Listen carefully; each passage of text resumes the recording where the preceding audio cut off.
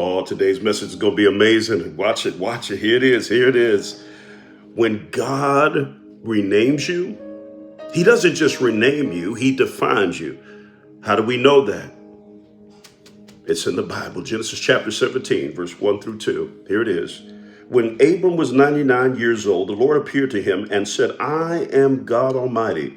Walk before me faithfully and be blameless. Then I will make my covenant between me and you and will greatly increase your numbers. In this text, we see that Abraham is already 99 years of age. He's already kind of weak in his body, but for some reason that drive comes back when God encounters him and changes his name.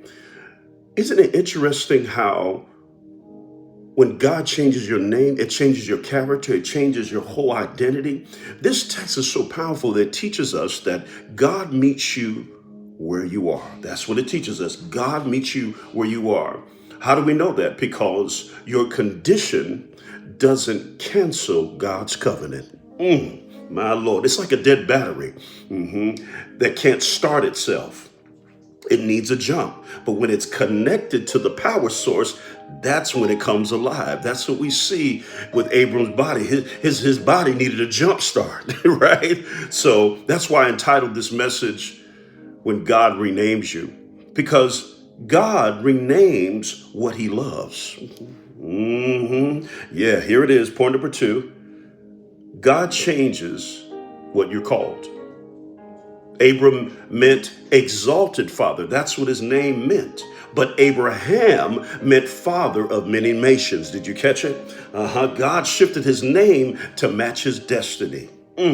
What people call you yesterday doesn't define what God calls you today. Come on, somebody. It's like a phone contact. One, you change the name in the system on every call, and every text message comes through under that new name because you changed it in the system. That's what we see that heaven is doing with your identity, and especially when it comes to you as a person. You are not who they said you were. You are who God says you are. Woo, Lord. Point number 3, here it is.